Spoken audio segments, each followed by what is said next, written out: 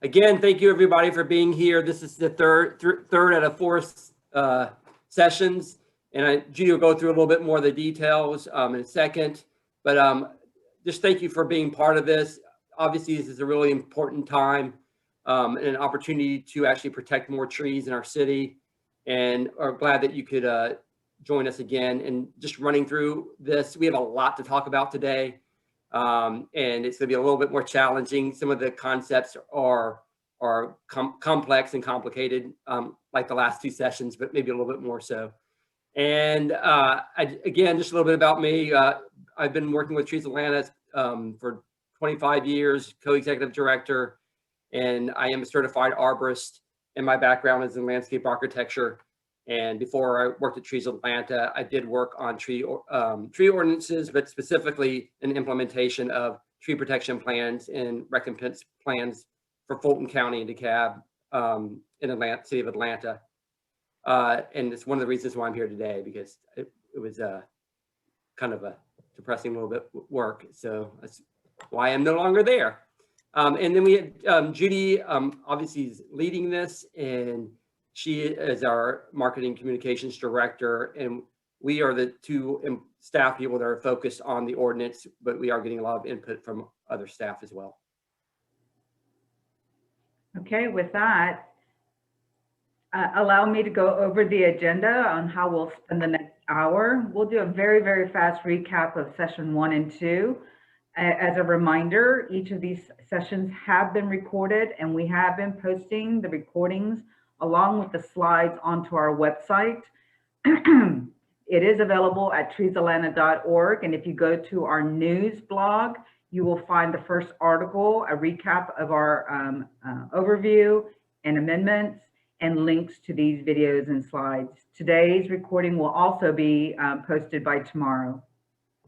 Greg is going to go quickly over the criteria for evaluation, and I will review how we created an impact chart to guide our discussion. It looks like many of the, or most of the attendees on this session has already participated in session 1 and 2. Therefore, just because we have so much to cover today, we're going to go over that very quickly. But if you find that you are a new viewer and need a slower walkthrough, I invite you to look at the recording for session 1, and we do go over that in greater detail. Lastly, we will end with the specific standards and recommended changes. In this session, it is not a repeat of session 1 and 2. We will be going over a new set of standards in this session, and we'll go over the last in the final. As a recap on session 1, we did go over site density, recompense tree value, priority tree definition, and the recompense allowed for public trees. In session 2, we reviewed priority tree removal, priority tree incentives, the AMDA disturbance limits, and the pre-application meeting. Today, the topics are appeals, postings, data and reporting schedule, commercial development, parking lot standards, and urban forest master plan, not in particularly in that order. So before we move on, a recap of the logistics of this webinar. It is a webinar. Therefore, we ask that you put all your questions in the Q&A box. We will not be monitoring chat today. So if you could please type in your questions in the Q&A. Those that we do not answer live today, we will definitely follow up with you in a post or direct email. If you would like to email us, please contact us at the email indicated. And the reason that we've been doing these 4 weekly webinars is because we're working toward a May 3rd City Council vote. In March and April, many of you who participate in the MPU process will notice that a fee assessment notification has been sent to your MPU for informational and comments only. It is a non-voting item and just a technicality for reviewing and approving the changes and fees that are included in the proposed ordinance. So with that, we'll move on with Greg. All right. Well, thank you, Judy. We're going to start off with Trees Atlanta still believes that the proposed ordinance has a path forward. We believe the approach and to balance the guidelines with incentives is a very good framework. But with that said, we do think it still needs some field testing, and the proof is in the pudding. Looking at both looking at real plans and designs for commercial and residential, and what they look like for the past ordinance and the proposed ordinance. And we also have a lot of amendments that we're suggesting, and we need for Trees Atlanta to continue to support the movement forward, or the vote yes. We either need to see that the data supports preserving more trees, or that enough of the amendments are accepted that we believe that the ordinance will be an improved ordinance that saves more trees. As we said before, the organization of the ordinance takes a little bit of getting used to. It is a little bit complex to follow. We believe that it would be helpful to have a companion user guide as a rollout, basically a usable guide, when people are getting used to actually implementing recompense plans and tree protection plans, that something helps them through it, because it is 60+ pages and can be challenging to use, especially when you're just starting on it with a new ordinance. So one of the things that we've been working on is that the third presentation is to make specific amendments that will go to City Council along with the proposed ordinance. And we're looking at 23 standards. And if, again, we either need to see the evaluation showing that more trees are saved with the new proposed ordinance, or that enough of our amendments are accepted that we believe the ordinance is going to be improved. And just to add to that, Greg, we have submitted a complete list of our recommendations for City Council. So that is with the City Council Committee for CDHS. And the criteria for evaluation is, the number one is to preserve more trees, but the other two areas are replanting and recompense. Replanting should mean that they're planting trees better and for a longer life, and that more of them are for shade trees, and they're dispersed throughout the city and throughout the sites. And not necessarily more trees, but possibly more trees in some situations as well. And of course, recompense. Not all situations are going to be able to preserve as many trees as we would like, but it needs to be balanced with recompense being the carrot, that if you have a lot of recompense, that maybe you decide to work around more trees. So that's a fine line, the fine balance. When when we're not preserving enough trees, that recompense goes up significantly to act as a carrot or as a stick to preserve more. Again, as I said a second ago, we believe that the data that we can pull from looking at the proposed ordinance compared to the past ordinance is really important. We have been working with landscape architecture firms. We're going to be asking for their designs at the end of this week, and pull the data from that, but also from city has been looking at some examples. Other advocacy groups are, as well as nonprofits. So the idea is to get as many of those plans together and see if we can pull the data together and see what it looks like. The field testing does need to be both for single family and commercial. Right now, we've seen a little bit of both, but not a lot of either.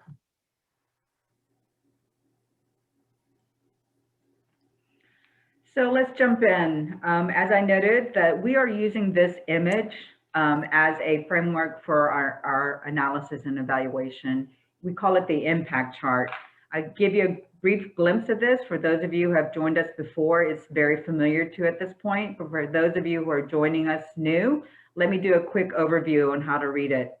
In that chart, there's a few dimensions that we considered. One is what is the likelihood of that particular ordinance to protect or improve our overall canopy? That's along the x-axis. The more the bubble is located toward the right, the more we think there is a higher likelihood to have an effective impact to protect our canopy. On the up and down scale, in the y-axis is the policy impact. Some changes just have a heavier impact on the effectiveness due to the way that it's received by the public and permit holders, as well as our ability to enforce the ordinance. Then you will notice the size of the bubbles on that chart. We'll look at that chart one more time, so no worries. That size is an estimate of the number of trees we think that the ordinance standard impacts. Some are small because it affects just a few particular trees. Others are more wide in scope. Lastly, you'll see three colors: gold, blue, and white. We believe that the items that are in gold are pretty fundamentally sound and can receive our support pretty much as is. The blues indicate that we mostly agree, but we still have minor changes to recommend. And lastly, you will see that the field is mostly full of the white bubbles.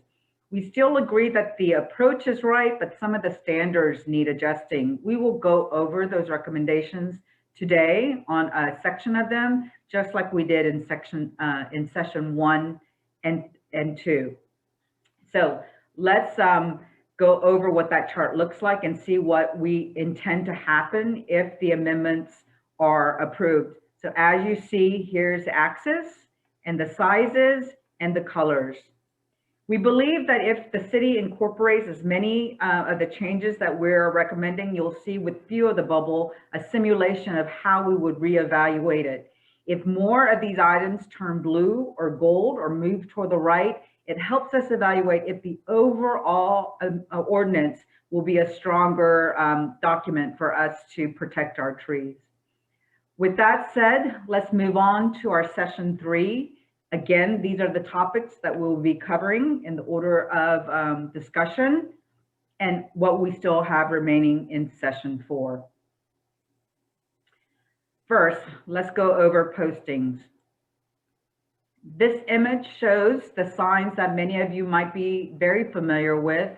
In the current ordinance and the way the Arborist Division currently operates, they use these 3 physical sign postings. It is part of the permitting process. What we will refer to these signs by color because that's generally how the public knows them. The orange sign represents that a permit has been submitted for tree that impacts tree removal. Currently, it is posted for 10 days. This allows the Arborist Division to look at the permit and review it for approval.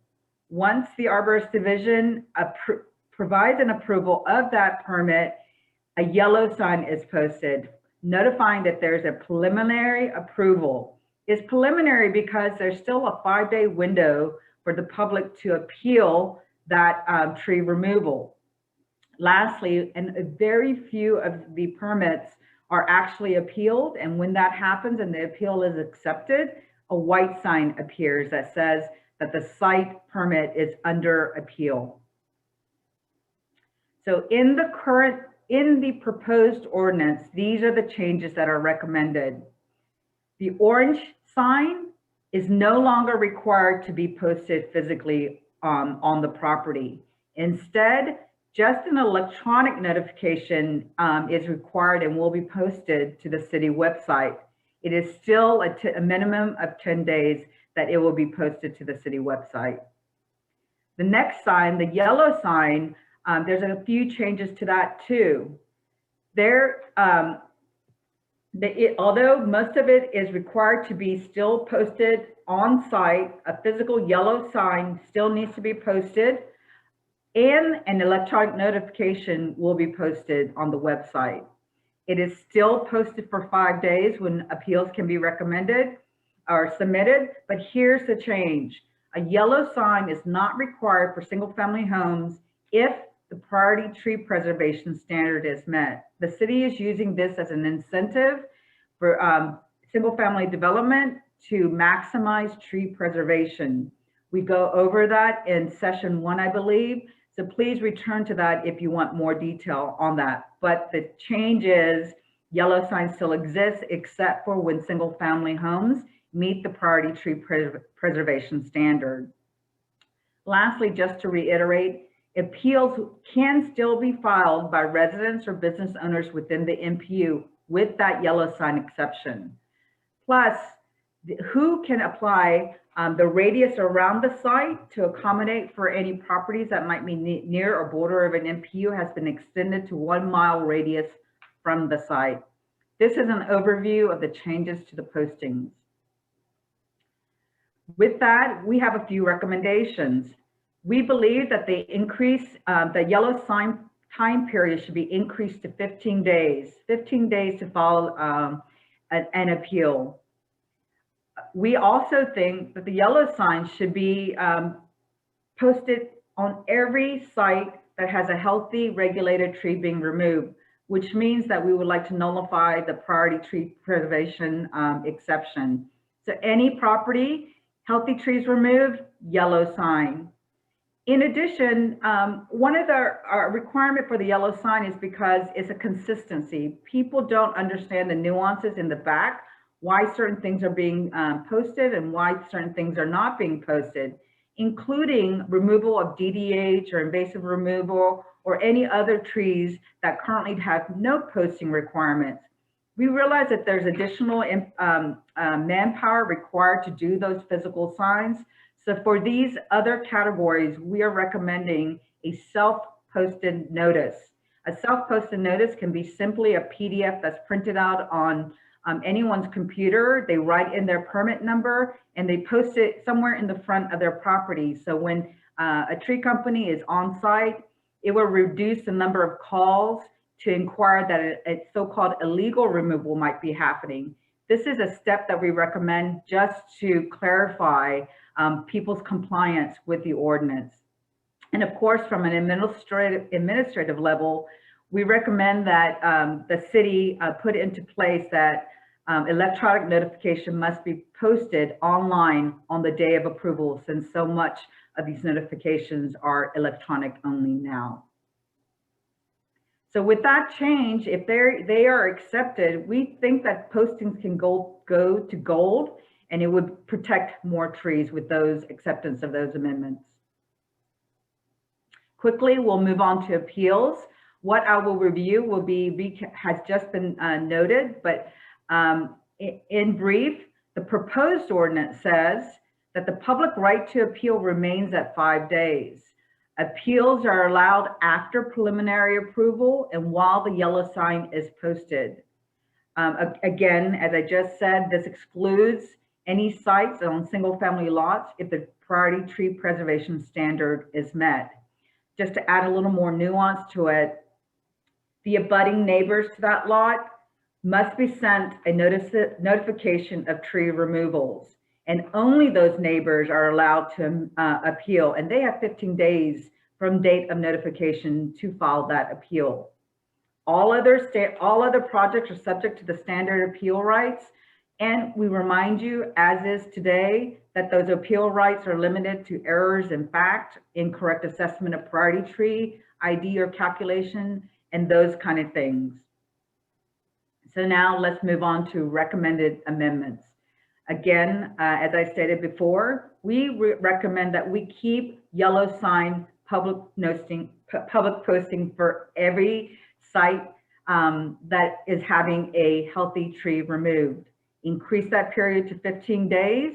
And then when notifications are required to anyone, whether it's an abutting neighbor or other notification, we recommend the use of standardized forms instead of allowing the applicant to create their own notification. That's to ensure that all the information that are required in those impacted households are notified of all the information necessary, including potential impacts caused by the removal of trees and the benefits of trees information, because some people say, okay, because they're not quite sure or do not have the awareness that there are other ramifications of having trees removed. Lastly, because appeals are technically for errors, we don't think that there should be a fee for filing those appeals. So that is our final recommendation for appeals. So with that, appeals could go to gold, and it could increase our ability to protect and improve our overall canopy. I know we're going fast, but we have a lot to cover. So let's go into reporting schedule. So the current ordinance says that the reporting periods have been changed to annually, but from what is currently quarterly reporting schedule. The tracking requirements for the city are extensive. If you read the 65 pages of the new proposed ordinance, there are a number of things that are being tracked for different periods of time. They're listed here, I won't go over them. But because of the heavy dependence on accurate tracking, we have recommendations on how to do that better and make sure that they're executed as intended. These amendments include, we do believe that the permit data still needs to be reported on a quarterly basis. Not only is it a good cadence for anyone dealing with data, but the ordinance has changed comprehensively. In order for us to accurately monitor whether or not it's achieving its intended outcomes, we believe that more frequent reporting is needed. It can be enforced or it can be abided by if the city sets a schedule and publishes that schedule for quarterly reporting. In addition to those quarterly permit reports, we think that other reports that are submitted to the Tree Conservation Commission should also be published for public access. This could include Tree Trust Fund financial reports, arborist variance approvals, suspensions from the registered tree professional, etc. So whatever the city is tracking, we believe that it should be posted for public access. When they publish those reports, we do request that the formats are improved and clearer to understand. Data is one thing, but in order for it to be usable information, they do need to be reported better in a usable format. And the other related recommendation is please standardize them to include key permit data and removal data with clear legends and explanation. In order to do this analysis, as mentioned, we do need them to be consistent and allow us to compare over time. In the same theme, any data that is collected, we would like an easy to use tool for public use. People need to be able to look up these items. So much of the enforcement and compliance of this data requires on data tracking. Therefore, accessible tools are necessary, including Acela. Acela is actually a pretty powerful tool, but we don't believe that many people know how to use it, nor is it really intuitive. Therefore, please improve the user guides needed to use Acela as a helpful tool that it can be. Lastly, we encourage the movement to open source data. With open source data, many cities around the country are developing incredibly useful analysis. We believe that Atlanta can do the same. So with those changes, reporting schedules can also go gold and be more helpful to increase the likelihood to protect our canopy. That was a really fast run, and I'll be happy to answer any questions in Q&A later. But now we're going to move over to Urban Forest Master Plan, which includes even more details. Greg. Thanks, Judy. So let's go straight into this. So the proposed ordinance is requiring an urban forestry master plan, and it's to be funded by the Tree Trust Fund. They have a timeline of creating that within 1 year, which might be more likely to be starting it within 1 year because sometimes these take some time, and updated every 3 years. And it should be aligned with the standards of the Tree Protection Ordinance. So they should relate to each other and work with each other. Obviously, conflict would not make sense in a master plan. And they should have specific goals, purpose, and requirements not yet defined. And so that is where they're at right now as far as the proposed tree ordinance. So Trees of Atlanta has some recommended amendments and maybe some really more adding some specificity to it. First of all, we need to set a goal. And right now we're suggesting 50% to be the canopy goal for the master plan. We also think it's important to align and forecast how the master plan strategies can basically achieve that goal. Meaning this should be a master plan that doesn't collect dust. It's not a pretty picture, but it really focuses on actionable items. It's really what it comes down to. It needs to be actionable plan with strategies and specific recommendations. Permitting data should also be used to perform continuous analysis and activities toward the goal of the master plan. basically all the data that Judy's been talking about should be collected for informing the edits and the improvements of that master plan. They should estimate the canopy changes based on the master plan should take the estimates that we've had from all the data and incorporate the tree loss or tree gain also into the master plan. So the master plan is not static.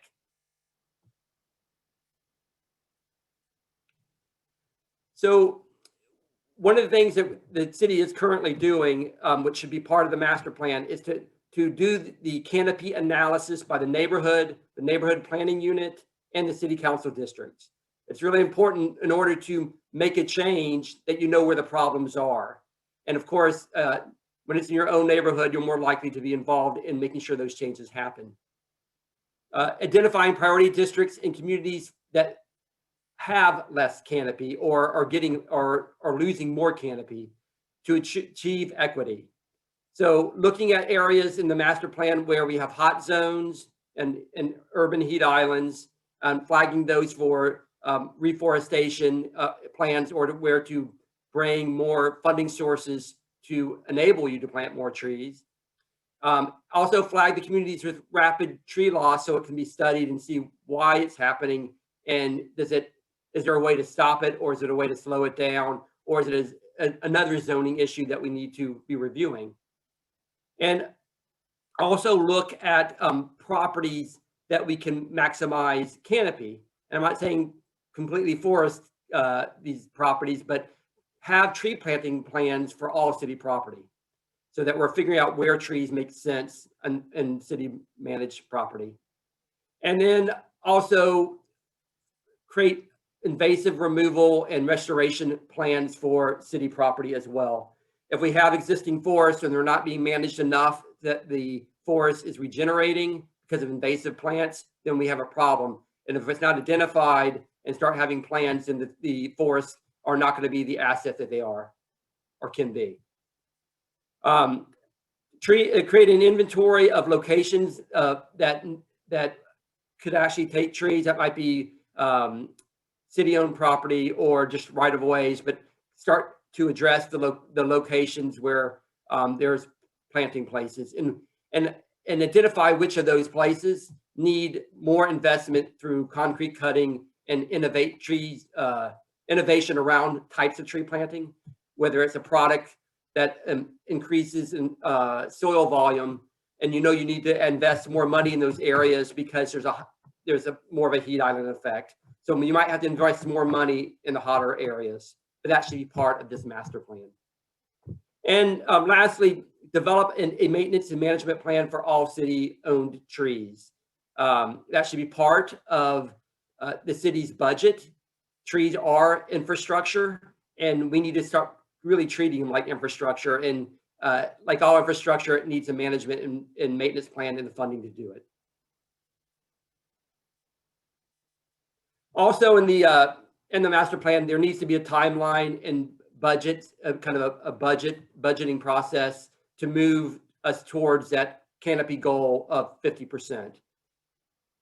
We also need to explore in the master plan innovative solutions, whether that be changing some other city codes or zoning codes to preserve more trees and work better with the tree ordinance, or to have city departments work better together as a group and a team to figure out ways to preserve forest under their own jurisdiction of their work, whether it's in public works and street trees and doing a better job of working around trees, or Parks Department, figure out a way to get more canopy in their parks.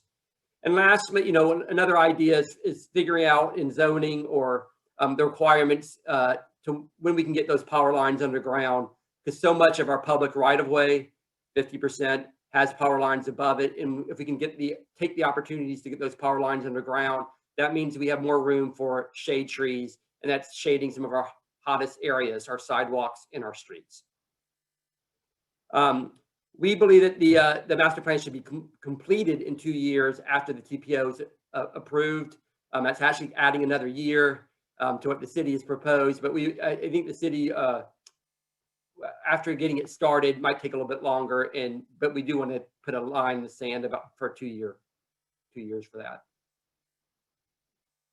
We believe, as Judy just moved that dot, that if all those things happen, we would turn it gold, move it to the right. Master plan is key to keeping more forest in our city. Talk about commercial development next. It's a challenging one, but I'm gonna try to go through it and be as clear as I possibly can. Right now, commercial development, as far as the tree ordinance is concerned, it includes all multifamily, and actually includes everything except for single family lots. But that includes multifamily and all other type of development.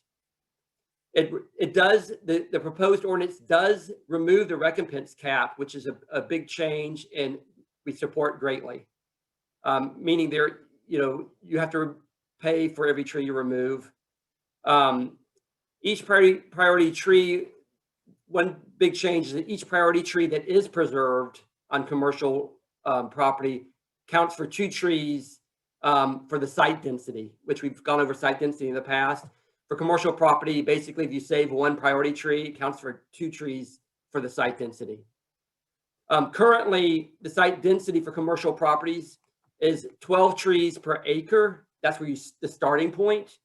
And then when you're looking at the property, that 1 tree for every 3,000 square feet, you basically, for every 3,000 square feet where there's not a building, so parking lots and landscape, you have to add an additional tree. And we'll go over some numbers to clarify that. But basically, 1 tree for every 3,000 square feet that doesn't have a building on it, in addition to the 12 trees per acre. Parking lot and right-of-way trees can count towards this density. It's not additional.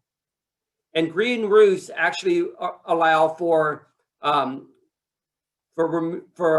for fewer trees for the density. For green roofs, for every 800 square feet, you get to remove 1 of your trees that's required for your property.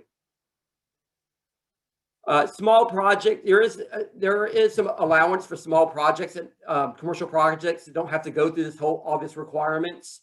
One of them is that there are no priority trees removed, or that less than 20% of the land is disturbed.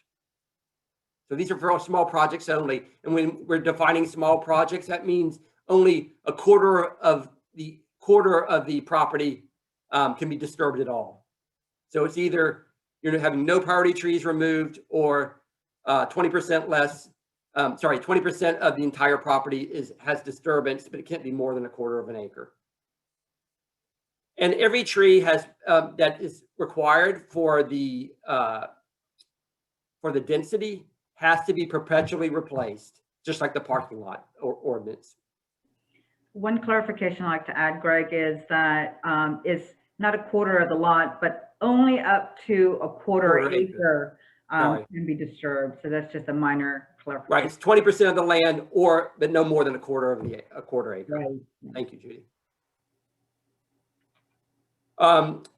So subdivisions are under commercial developments, but that only includes the right of way and street. The single family lots that are along the subdivision go back into the residential component of the ordinance. And so basically, in the subdivision streets, no trees have to be preserved. But when you get to the single family lots, it goes back into, you have a certain amount of priority trees that have to be preserved.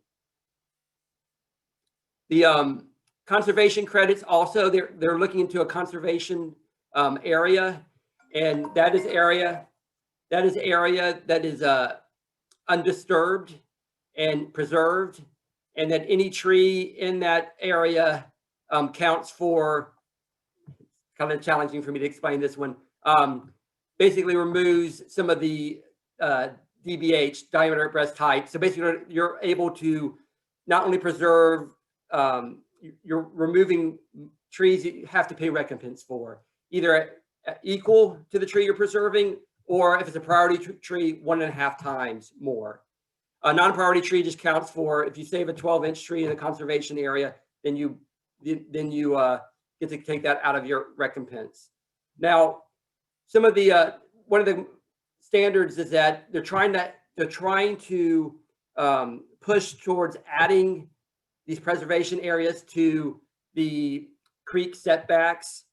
And the idea is that no more than 50% could be in a stream buffer in these conservation areas you get credit for. But the idea is 50% is in that creek area, then you're preserving 50% outside the creek 75-foot buffer. So they're trying to encourage the preservation of an area greater than the 75 feet.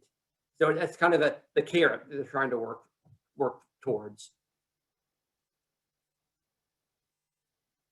So our recommendations are, the big one is that we create a middle category, that we take out institutional projects and multifamily housing out of commercial development, and make a separate category for it, not in the single family residential nor in the commercial, and that it require, there are a priority tree preservation standard to that grouping. Right now, the commercial has no priority tree preservation, and that the site density is greater than the commercial development requirements currently. You know, multifamily housing is part of that. Institutional projects, we look at institutional as like government-owned buildings, parks, museums, and those kind of properties, along with schools.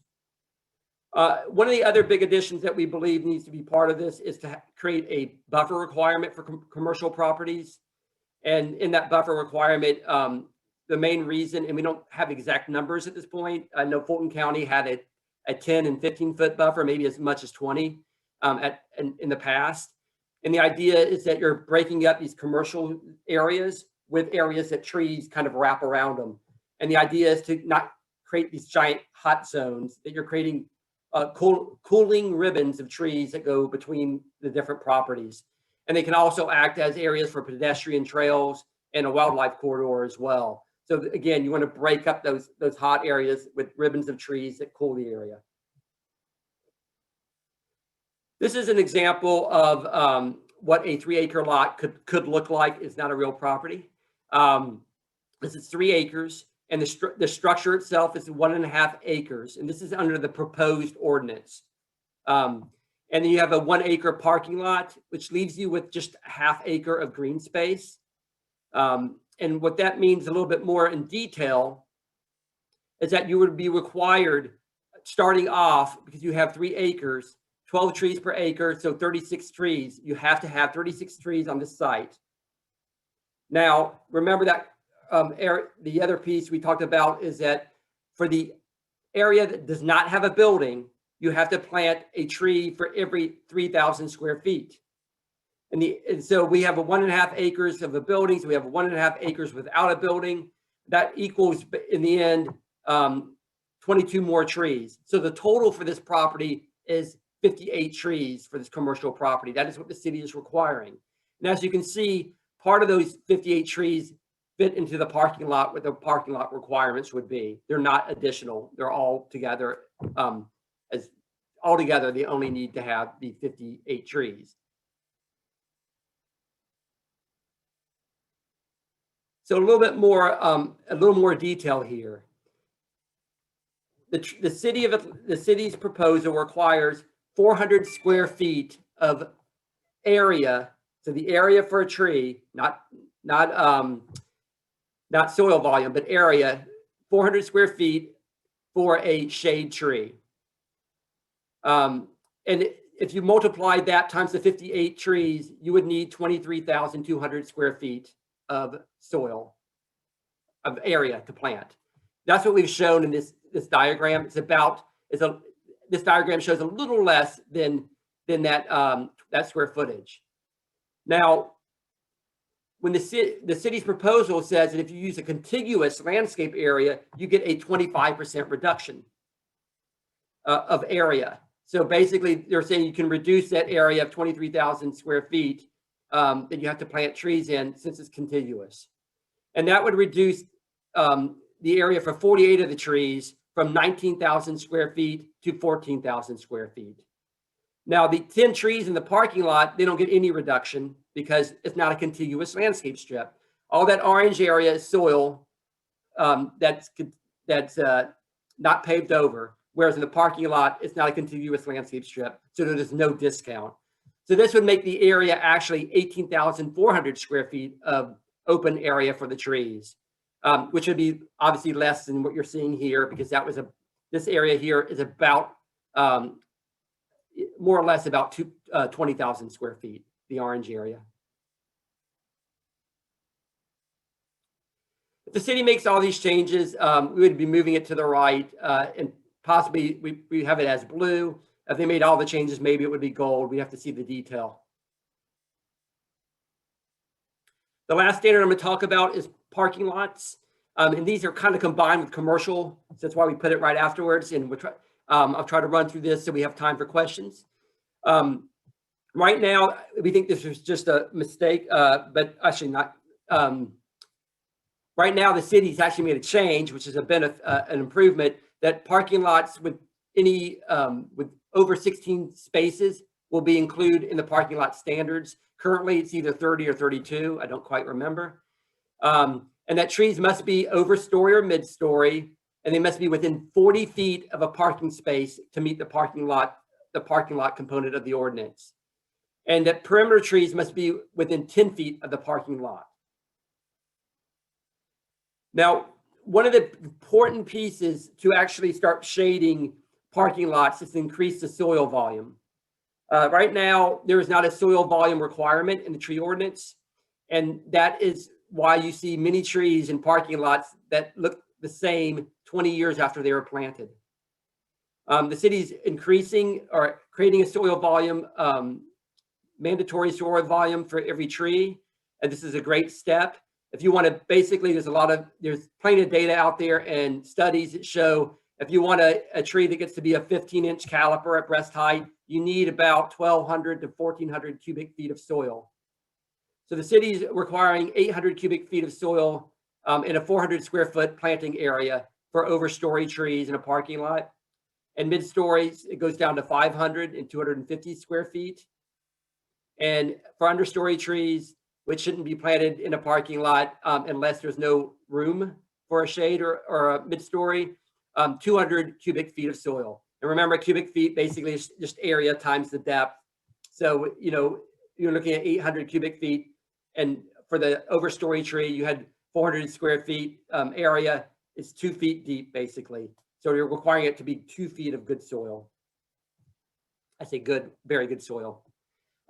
When trees are planted together in a single planting area, right now, the city's giving a 25% discount in the soil volume or break in soil volume. And there's good reasons for that. The more trees you combine, you have less reflected heat on the trees, so they do better. You have more area together of absorbing water.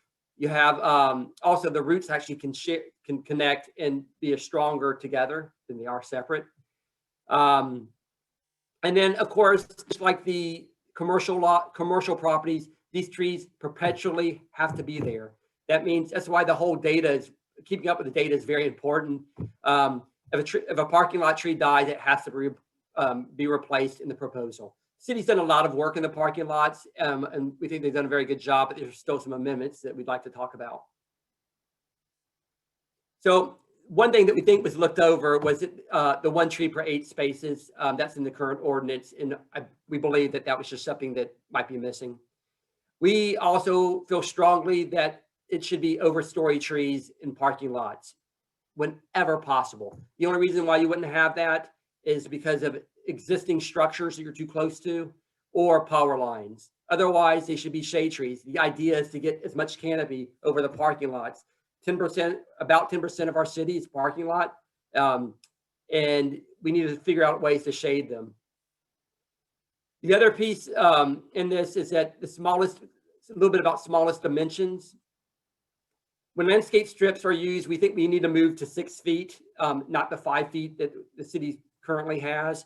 The extra foot really makes room for an expanding trunk and keeps those trunks away from cars, but also from breaking up sidewalks and parking lots. And that's also for areas that might be breaking up parking rows. If you have row to row, if you want to do a landscape strip in the center of that, we want to see 6 feet there as well. The smallest dimension for any planting area for parking lots in general, if you don't have a strip, should be 10 feet. And really the big reason for that is to lower the heat reflection from parking lots. It is very damaging to trees. And so if you can create a little cooler area, you're more likely to have less reflective heat, and trees can do much better. We do believe that when trees are put together, there should be a discount of soil volume. But before we get that discount, because it's so important to have more soil volume, and Jim Urban and Bartlett tree experts have done a lot of research around this, we believe that we should be increasing the cubic feet soil volume per tree by 20%. And then you start to get the discounts. If you put 2 trees together, the 10% discount. And if you put more than 2 trees together, you get a 20% discount from that soil volume. This is an example. This is a great photo of what this can look like in the landscape strips between parking lot spaces. We can't really tell, but we're guessing this is about 5 to 6 feet. This only has 1 tree in it. We would imagine these landscape strips would probably end up having 3 trees in it. And this would be a similar thing that the city is requiring between a parking lot and a sidewalk. They're requiring a 5-foot landscape strip. Of course, we're saying 6 feet. That one happens to be actually really good because it doesn't have curbs and water can flow in. Of course, you have some pollutant issues that can be problems with those. This is an example of canopy cover and the difference. We did a study with University of Georgia Graduate School last year about how to increase the coverage of shade. And if you increase the soil volume, basically you can increase the canopy cover after, I don't remember if this was after 10 or 15 years, from 6% to 24%, but you've got to increase the soil volume. It's a have to happen thing. Of course, we move that over from white to blue, and they may met everything or increase that soil volume even greater than we're suggesting. They could possibly move to gold.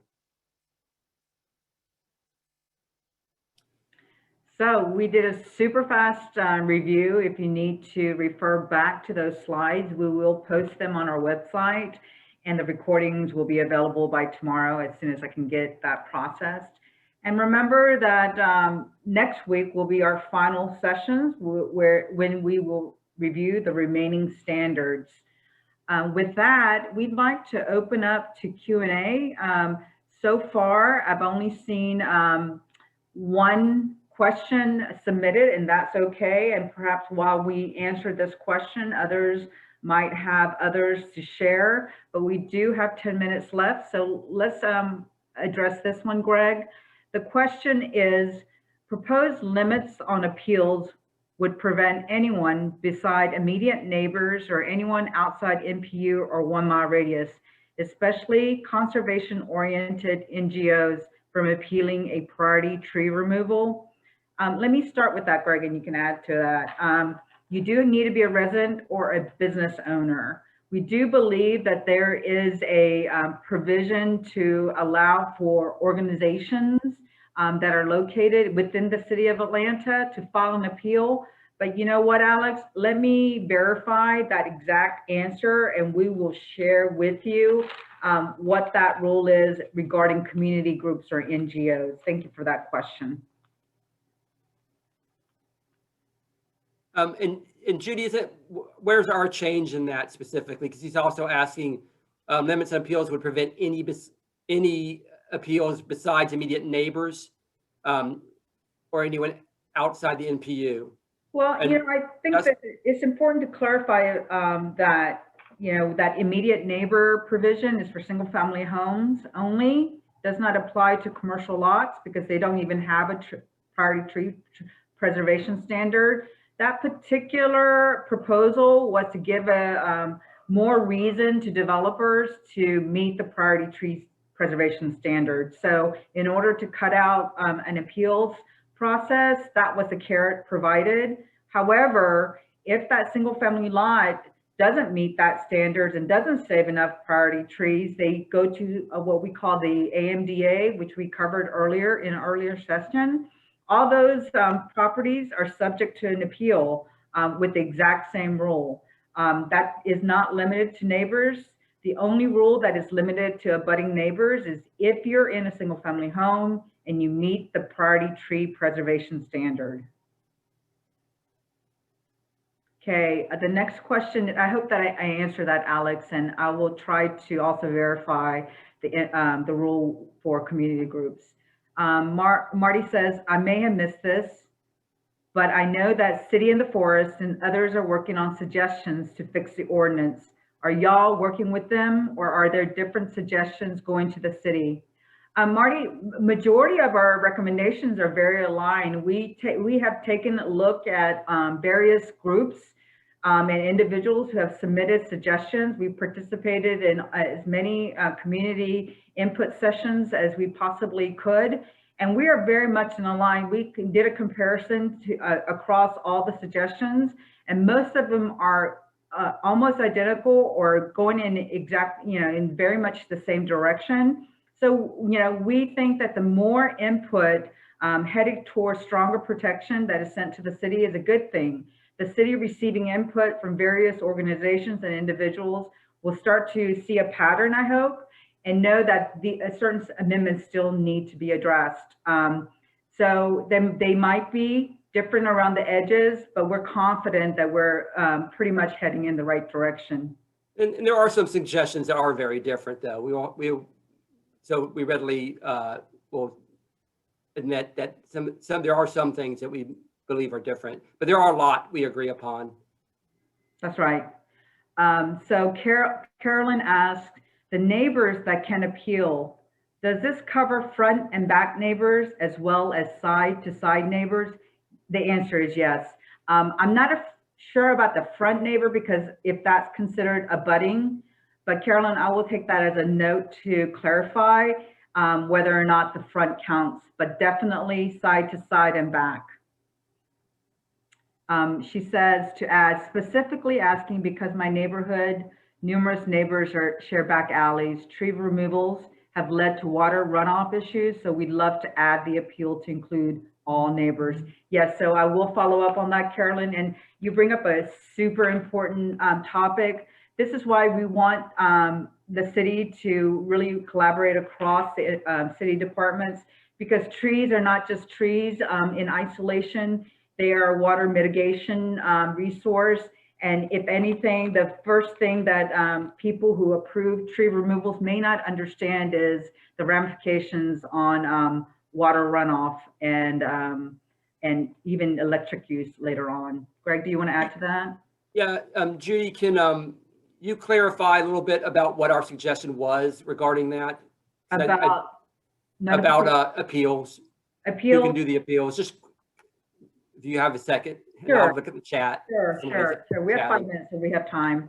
So, our amendment was number one, we would like for all healthy tree removal sites to have yellow posting, which includes the right to appeal at the MPU plus level. We don't particularly support just the abutting neighbor appeals. So we have submitted that it opened back up to the MPU plus 1 mile radius. And that's really a significant change. And we would like for that period of appeals to be 15 days versus the 5 days. So those are the two key recommendations that we've made regarding the yellow sign and appeals. Okay. And then I believe this is the last one. But I got one, Judy, we got in the chat. Okay. What about expanding planting of recompense funded trees from public to private property? This would allow much wider distribution of new trees. The trees being removed are not limited to public private. So why would replanting be limited to public property? Right now, the city does allow recompense funds to plant in private property, but they do limit it. It's, I think, within 20 feet or 20 feet of the curb, and it has to be visible from the street. There might be, I think there's probably room for expanding that. So it's a good thought.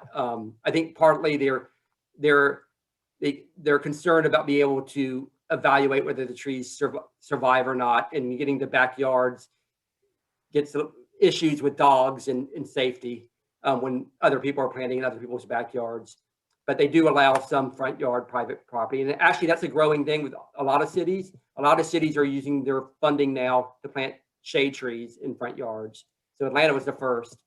And encouraging of uncurbed planting areas rather than almost universally used curbed ones. Yeah, we totally are with that. I don't know if that would be something they would put in the planting ordinance, but it's basically green infrastructure you're talking about. Donald, and I don't know if the city would put that in the tree ordinance or not, but we do support that. It's a great thing to do. You do get in some issues with large parking lots where the pollution from leaking cars and some of the chemicals that come out of cars can be an issue in big parking lots. But we do that actually at Trees Atlanta, and you're seeing a lot more of that with green infrastructure, and that's what that photo showed. So it should be something that should be addressed and allowed, in our opinion. Okay, so we have a couple more. Marcia asks, would a different mayor be more amenable to your suggestions? I can't see the future, so I don't know if we can answer that. We haven't heard from the mayor regarding the tree ordinance, so we're assuming that our amendments are something that the city is going to consider. Yeah, and so we have been talking to council members and city staff about some of our amendments, where all of our amendments, to kind of first check for accuracy, because we realized when we began this journey of evaluating the ordinance is that we struggled. We spent a lot of time with it, and we struggled to understand all the nuances and how they started to interweave together. So I know that a lot of people think that it's very complex. We agree too, but it can be simplified, and ordinances by nature are legalese and complicated. But Greg and I find that the more we worked with it, there is a logic to it, and you do start to understand. People who work with it a lot will probably understand the cadence and format much easier. I do personally have a concern that a lot of permit applicants are one and done, and it might be a struggle. That's why we've made such extensive recommendations for easier, understandable reporting and user guides and additional education and awareness in general. Just as powerful as the ordinance is to helping us protect trees in our community, we believe that additional education and awareness, people who appreciate and make decisions, that is a tremendously important part of us being successful at protecting our trees. So Ola is asking, what is the meaning of a white ribbon around a tree? I've seen a few of those. I think sometimes it's for showing the tree got surveyed in a plan. So they can say the tree got surveyed, we're done, and they don't often take them off. Usually orange tape or means the tree is being removed, or orange paint. But a white ribbon, I think it's just from a surveying standpoint. It helps people keep track of what got surveyed and what didn't. And Carolyn has another question, Judy. Are we willing to come speak to neighborhood associations? Yes, and we have been asked, and we've done a few of them so far, and maybe one or two NPUs as well. It's hard to get as much time as you need to really explain the detail.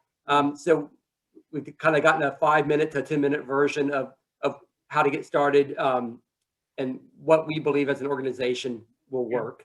It's really a scheduling thing. In fact, just to clarify, I've attended every MPU, a meeting at least twice in the last year and a half. I attend as many community meetings as possible. And in fact, doing it by Zoom has allowed us to be in more places. So if you do have a request, please send me an email at judy@treesatlanta.org. I'm probably going to ask you to fill out a form, but we will do as many as possible. And so please, we love talking to the neighborhoods, not only about the tree ordinance, but about all our work and programs, because as I said, education and awareness is half the battle. So we appreciate the time that all of you have given us today. And unless Greg has, I see one more question, but unless Greg has something to add as we wrap up, we are at the top of the hour. So we very much appreciate you joining us today. So Clarence asked the question that moved to the top, Judy, that we missed. Okay. I may have thought this implied, but is the support level of each council member known for each of the recommended amendments? No. We don't know where, the amendments were sent just a couple of days ago. We don't know, and I guess a lot of our communication will be with some of the city council that are more involved with the ordinance. And those are, the committee, I can't remember what committee that group is, but that's led by Matt Westmoreland. But it'll be interesting to see, how that conversation comes back to us on what, whether they have questions around our amendments or just tell us what they would like to do or what they are considering. As the other tree groups might also be suggesting, we'd like to see which amendments they're going to be considering. As a final statement on that, we were asked last time, what can people do as a next step?